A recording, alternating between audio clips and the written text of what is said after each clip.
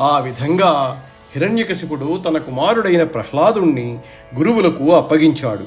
అప్పుడు వారు ప్రహ్లాదుణ్ణి తీసుకుని వెళ్ళి సమాన వయస్సు గల తోడి రాక్షస విద్యార్థులతో కూర్చోపెట్టుకున్నారు.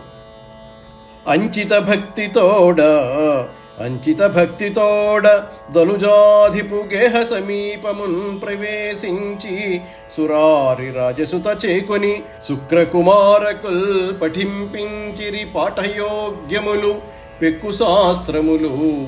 ఆ కుమారుడాలించి పఠించే అన్నియు చలింపని వైష్ణవ భక్తి పూర్ణుడై. మహారాజసౌధం సమీపంలో ఉన్న విద్యాభవనంలో ప్రత్యేక శ్రద్ధ తీసుకుని చండామర్కు గురువులు బాలుణ్ణి చదివించసాగారు. అతి ముఖ్యమైన అనేక శాస్త్రాలు బోధించారు. ప్రహ్లాదుడు విష్ణుదేవుని మీద భక్తితో అన్ని శాస్త్రాలను చదివి అర్థం చేసుకున్నాడు. అన్ని విద్యలను నేర్చుకున్నాడు.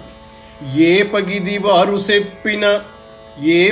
వారు చెప్పిన ఆ పగిదిన్ చదువున్ కాని అట్టిట్టని ఆక్షేపింపడు తానన్నియు రూపించిన మిథ్యలని నిరూఢమనీషన్. గురువులు ఏ విధంగా బోధన చేస్తే ఆ విధంగానే చదివాడు కానీ ఇలా కాదు అలాగని గురువులకు అడ్డు చెప్పలేదు. తనకు ఇష్టం లేనివి గురువులు బోధించినా ఈ విద్యలన్నీ అసత్యాలని భ్రమలని తెలిసి కూడా ఆక్షేపించేవాడు కాదు. గురువులు చెప్పినట్లు నేర్చుకున్నాడు. అంతన్ కొన్ని దినంబులేగిన సురేంద్రారాతి శంకాన్విత స్వాంతుండై నిజనందనున్ గురువులేజాడన్ పఠింపించిరో భ్రాంతుండేమి పఠించెనో పిలిచి సంభాషించి విద్యా పరిశ్రాంతిన్ చూచెదెగాక నేడని మహాసౌధాంతరాసీనుడై.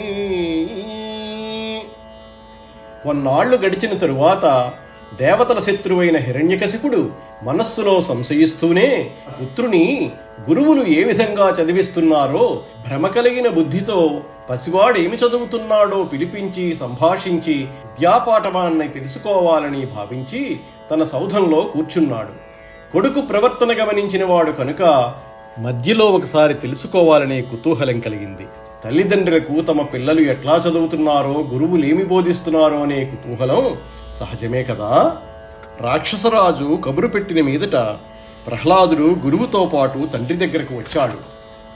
ఉత్సాహ ప్రభు మంత్ర శక్తియుతమే ఉద్యోగము ఆరూఢ సంవిత్ సంపన్నుడవైతివే చదివితే వేదంబులున్ శాస్త్రముల్ వత్సా రమ్మని చేరజీరి కొడుకున్ వాత్సల్య సంపూర్ణుడై ఉత్సాంగాగ్రము చేర్చి దానవ విభుండుత్కంఠ దీపింపగన్.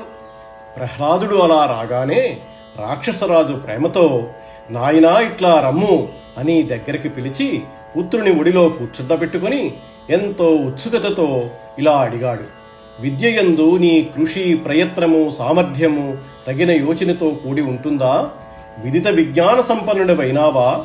వేదాలు శాస్త్రాలు అధ్యయనం చేశావా? రాజనీతికి ప్రధానమైన శక్తిత్రయం ఉత్సాహము, ప్రభుశక్తి, మంత్రశక్తి.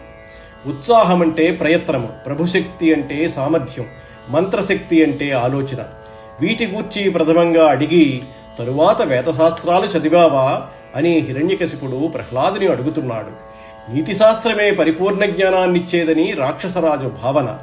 తన రాజ్యానికి వారసుడయ్యేవాడికి లక్షణాలు ఎట్లా ఉండాలో ప్రణాళిక ఏర్పరచుకున్నాడు కనుక నేర్చిన విద్య గురించి తెలుసుకోవాలనే కుతూహలంతో హిరణ్యకశిపుడు ప్రశ్నించాడు.